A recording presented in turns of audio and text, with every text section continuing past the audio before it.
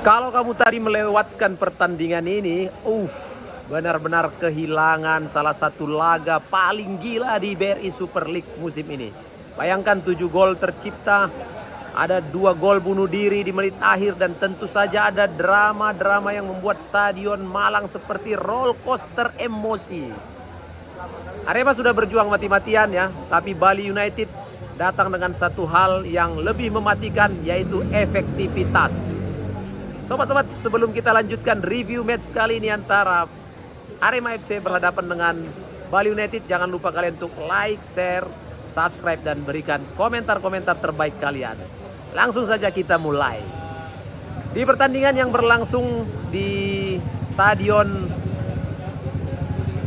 Kanjuruhan, Malang, Arema harus mengakui keunggulan tamunya Bali United dengan skor akhir 3-4.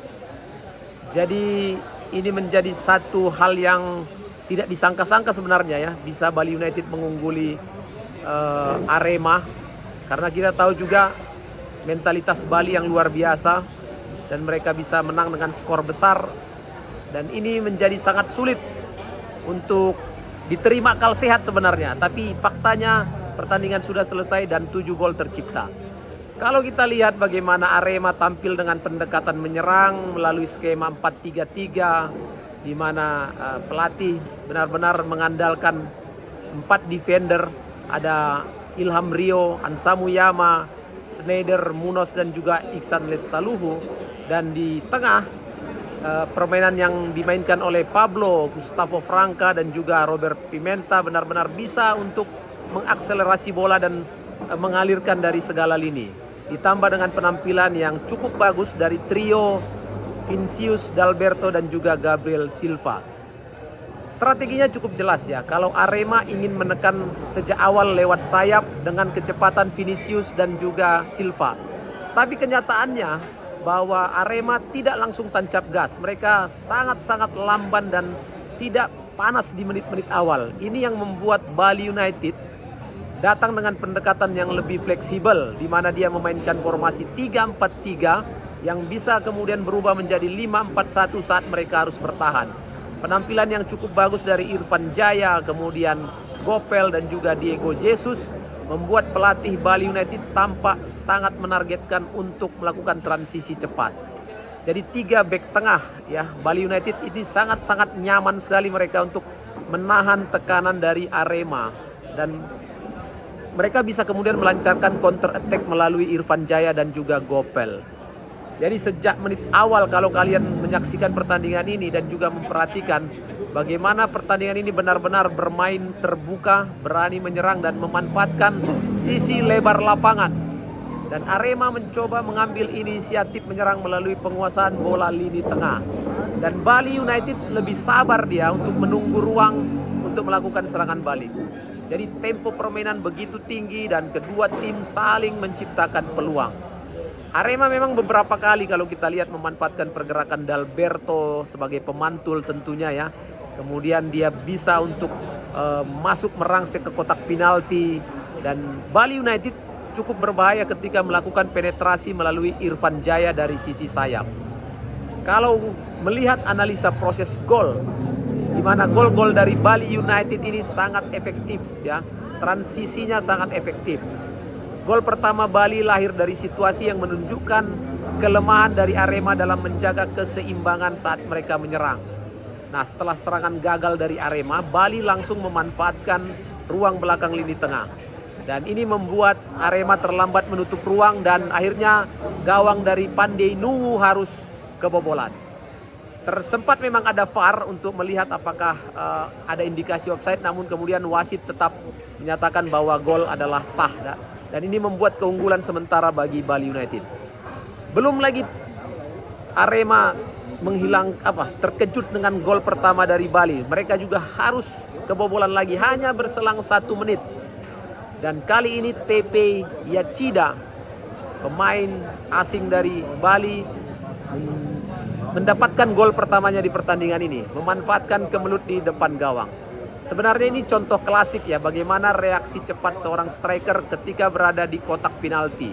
Dan ini lebih penting daripada skema permainan panjang, dan Yace Yachida ya, TP Yachida memberikan kontribusi yang luar biasa di pertandingan malam hari ini. Unggul 2-0 tidak membuat Arema down, justru di sini titik balik mereka. Ada momentum ketika gol dari Dalberto ya menghidupkan peluang Arema. Meskipun baru terjadi di menit 74, Arema mendapatkan hadiah penalti setelah ada VAR, ada pelanggaran di sana. Dan penalti ini membuat gol Dalberto di musim ini sudah menyentuh angka 14 gol. Dan sekaligus juga menghidupkan semangat Arema untuk melayani permainan tempo tinggi yang dimainkan oleh Bali United. Namun sayang seribu sayang, di saat mereka bangkit malah terjadi gol bunuh diri dari Betinho di injury time ya. Menit 90 plus 3. Bali United, Betinho mencoba mengantisipasi bola dengan sundulan kiper, namun kiper Pandenuyu sudah keluar atau out position. Jadi bola justru masuk ke gawang sendiri dan ini membuat Arema kembali percaya diri untuk mengejar hasil imbang. Namun lagi-lagi terjadi gol bunuh diri. Kali ini Kadek Arel ya, dan bek muda ya, dia coba sebenarnya untuk membuang bola ya, clearance.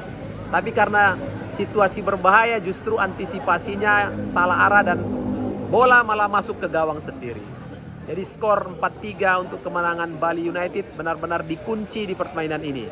Kita tahu bahwa Arema sebagai tuan rumah tentu tidak ingin kehilangan 1 poin pun, namun ternyata fakta membuktikan mereka justru merelakan 3 poin dibawa pulang oleh tim Serdadut ya, Tridat. Sobat-sobatku, kalau kita bicara tentang analisa taktikal, memang Arema lebih dominan dalam penguasaan bola dan mereka punya serangan yang lebih banyak melalui build up. Tapi kelemahan dari Arema di pertandingan ini terlihat pada transisi bertahannya yang sangat-sangat lambat dan sering terlambat. Itu membuat Bali United bermain lebih pragmatis dan berani mengandalkan counter attack yang cepat. Dan juga Bali benar-benar kompak dalam bertahan dengan 3 bek tengah. Dan disinilah kelihatan bagaimana jelinya pelatih dari Bali United untuk memanfaatkan transisi secara efektif. Dan ini yang membuat mereka menjadi pembeda di pertandingan malam hari ini.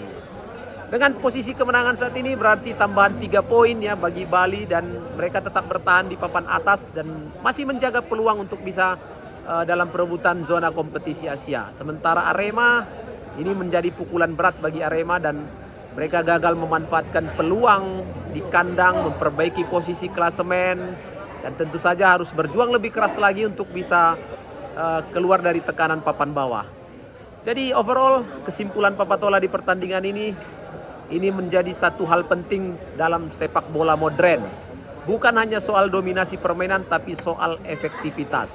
Arema memang benar dia menguasai banyak ya permainan menguasai bola lebih banyak, tapi Bali United lebih tajam ketika mendapatkan peluang. Dan pada akhirnya pertandingan yang menghasilkan 7 gol ini, 7 gol.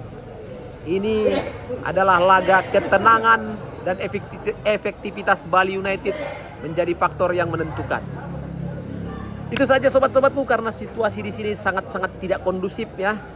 Jadi itu dia review match dari Papatola untuk pertandingan Arema versus Bali United. Sampai jumpa, jangan lupa untuk like, share, subscribe, dan berikan komentar-komentar terbaik kalian sobat.